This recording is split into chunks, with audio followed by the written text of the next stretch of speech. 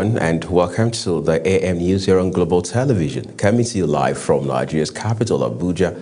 I am Uyi Agmofwegbe, reminding us that Global Television is on DSTV channel 365 and Star Times channel 276. The federal government says it has taken a major step towards ending power outages in Nigeria's health facilities with the inauguration of an interagency technical committee under the Nigeria Power for Health Initiative. Health correspondent Zarao Nasrio was there for Global Television.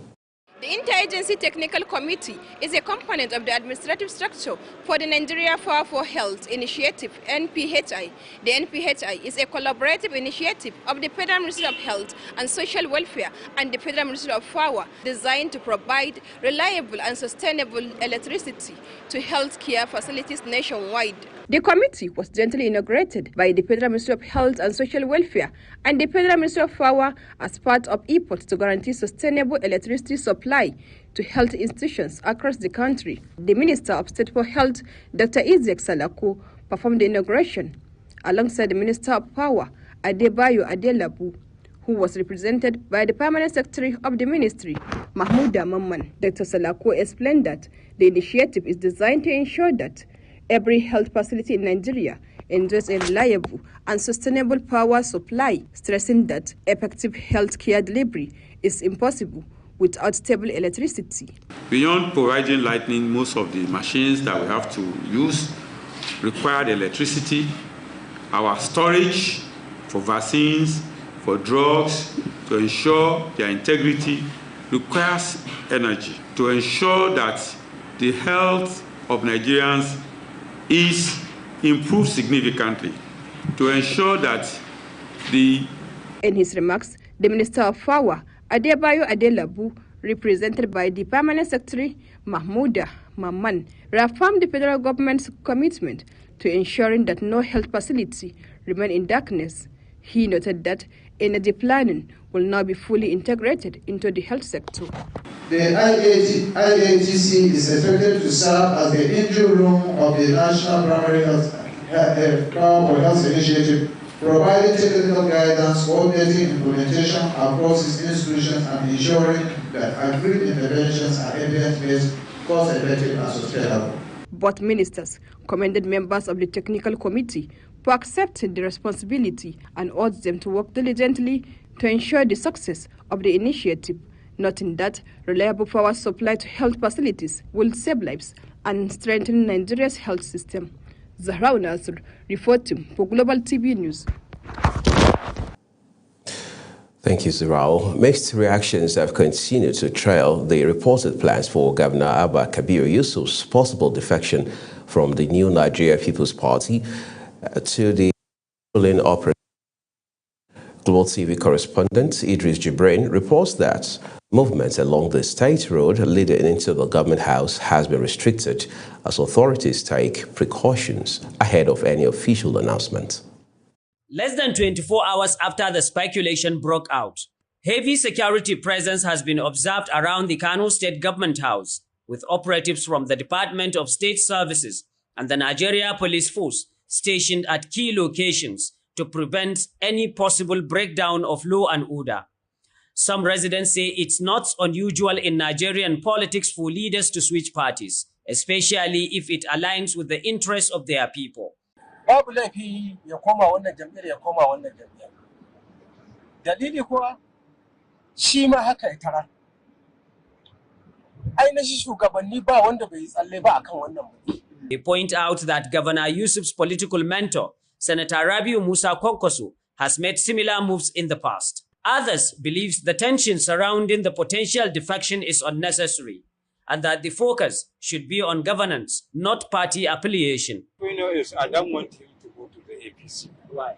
Yeah, let him stay at NNPP because of it is a party that elected him. As security operatives continues to patrol Kano's commercial areas, residents are left waiting. Governor Yusuf has yet to officially announce his decision, even after the widely discussed January 12th deadline. Whether Governor Abba Kabir Yusuf stays with the NNPP or joins the APC, the political future of Kano remains a subject of national interest. Supporters of the new Nigeria People's Party in Kano, or rather the Konkosia movement, are divided behind loyalty line.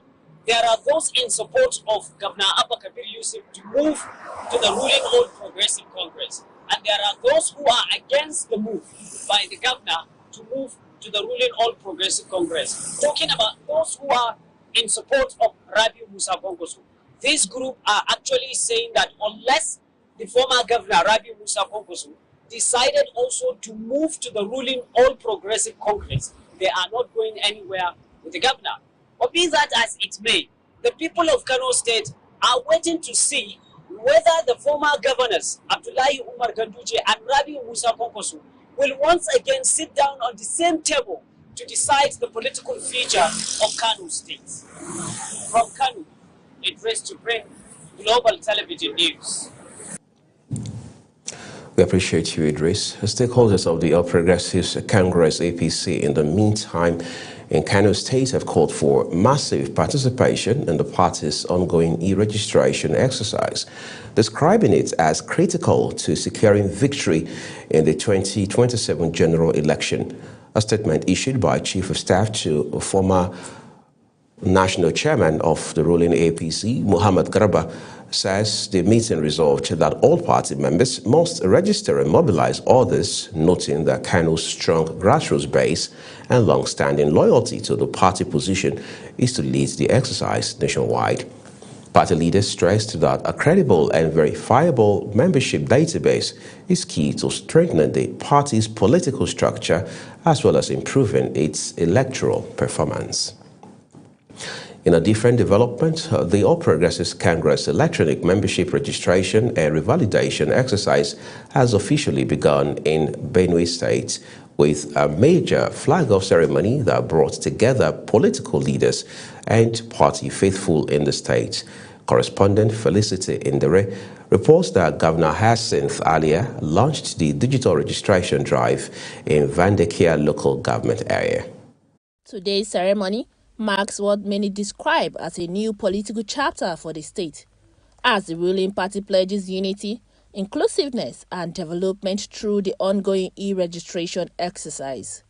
At the flag-off event, party supporters and residents gathered in large numbers to witness the launch, signaling strong grassroots interest in the process. It is very important that we all get engaged in this exercise. Governor Hyacinth Alia, in his address, described the e-registration as a key tool to enhance internal democracy, transparency, and inclusiveness within the party, while emphasizing the importance of peace, cooperation, and collective progress for the people of Benue State. From tomorrow,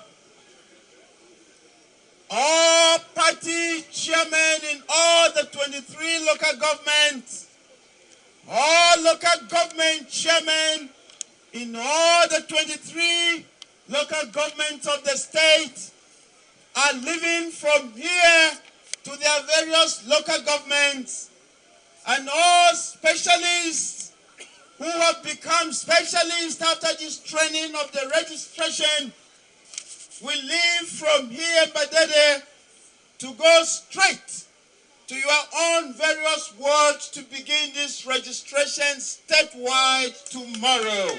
The state party chairman, Benjamin Omale, alongside the state coordinator, James Onguga, urged citizens to fully participate in the registration exercise, assuring party members that the process will be fair and transparent.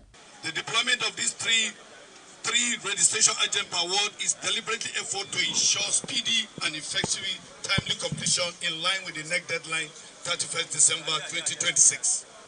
The world is indeed going digital, and our party has also adopted this innovation, that instead of keeping a manual register of members, it is better that we have a digital register where we can see all our members with a little click. It is indeed a good thing. The governor called on the party leaders, community leaders, and party stakeholders across the state to encourage broad participation in the electronic registration as the party prepares for future political activities.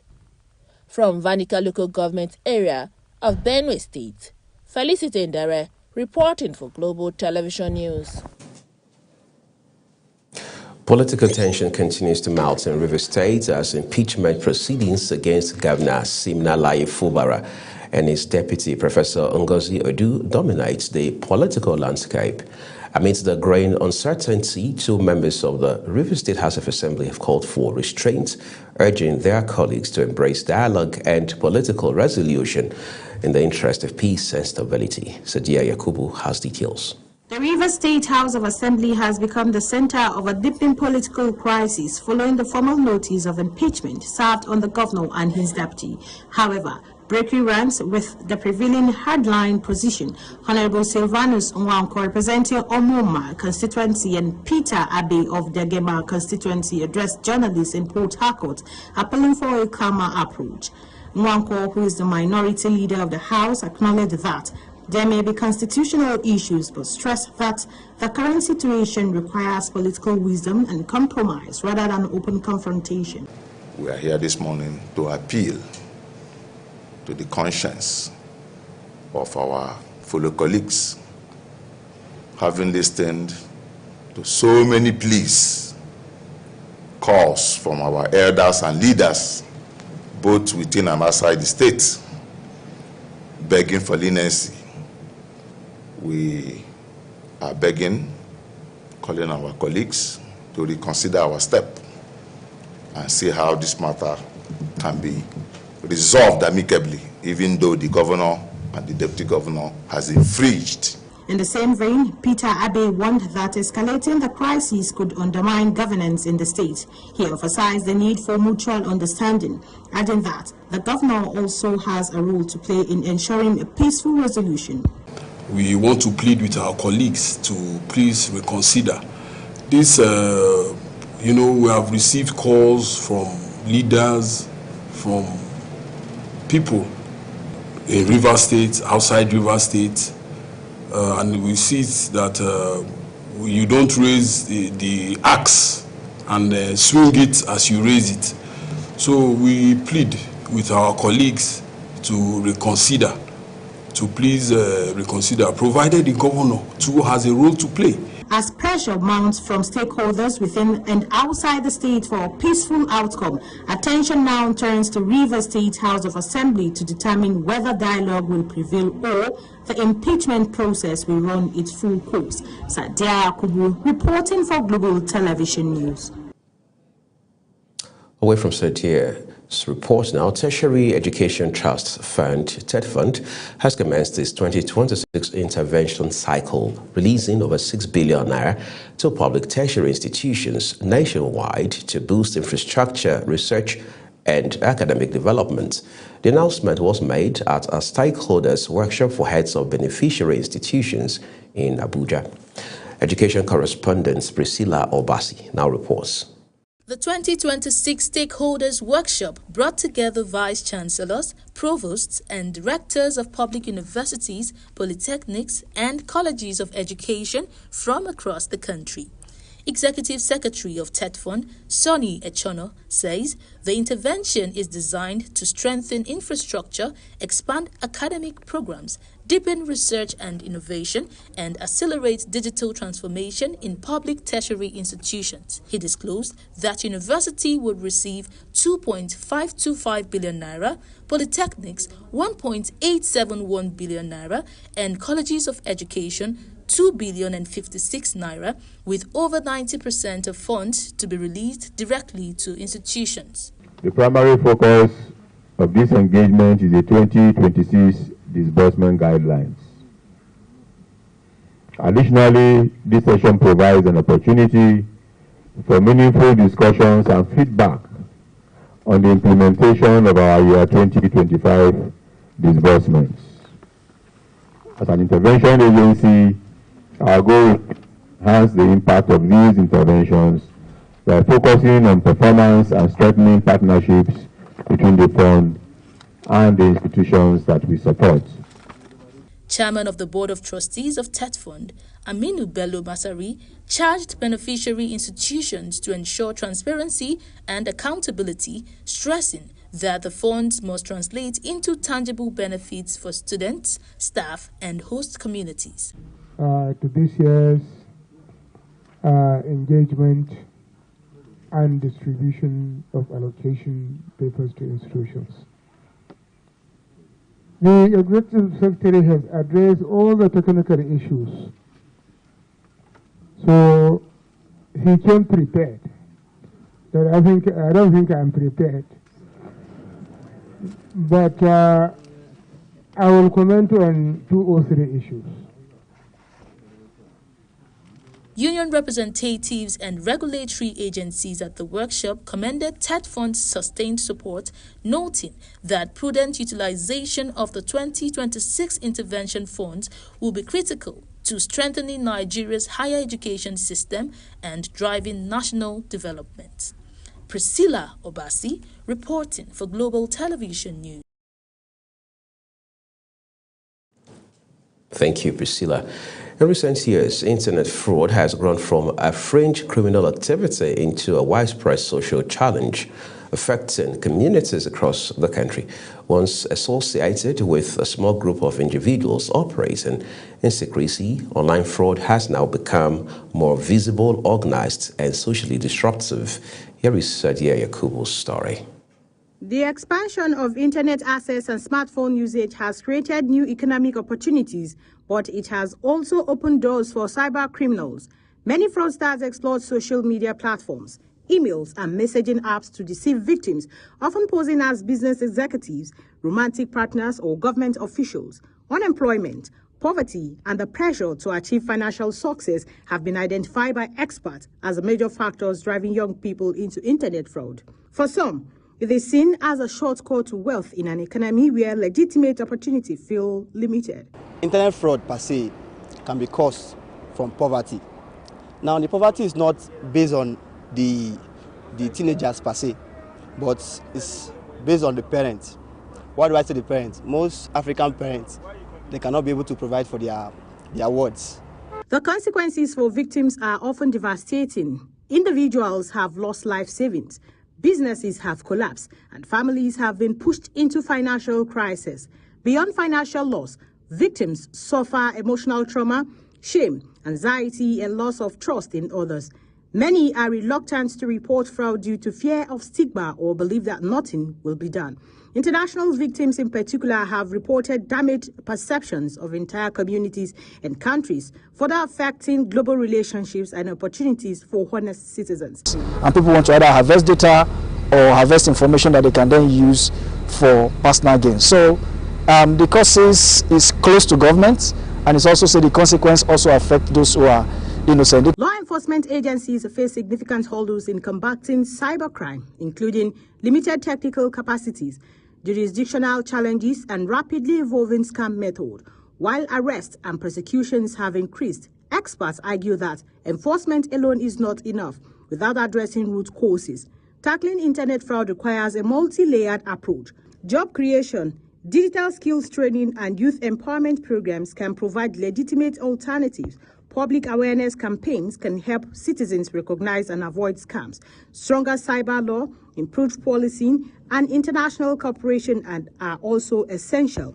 Addressing it requires not only arrest and laws, but a collective effort to restore values, create opportunities, and protect the digital future of the society. Sadia Yakubu, reporting for Global Television News. Well, thank you, Sadia. You're watching the live broadcast of the AM News here on Global Television. More stories after this short break. Please do stay with us.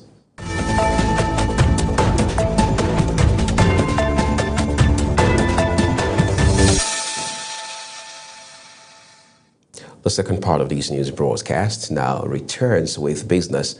Nigeria is set to unlock up to $3 billion annually from the global carbon markets as part of a broader push to mobilize climate finance and drive sustainable development. President Bola Tinubu made this known while addressing world leaders at the 2026 Abu Dhabi Sustainability Week, where he announced that Nigeria has activated a national carbon market framework to attract between $2.5 and $3 billion yearly over the next decade. President Bola Tinubu says the move is backed by strong regulatory reforms, including the National Carbon Market Activation Policy and the National Carbon Registry, aimed at improving emissions reporting, verification, and investor confidence. He added that Nigeria is also targeting up to $30 billion annually through climate and green industrialization investments. Nigeria stands with the global community, moving beyond ambition and chose delivery. The nation views the Nexus approach as an opportunity to align climate action with energy access, economic growth, job creation, and social inclusion.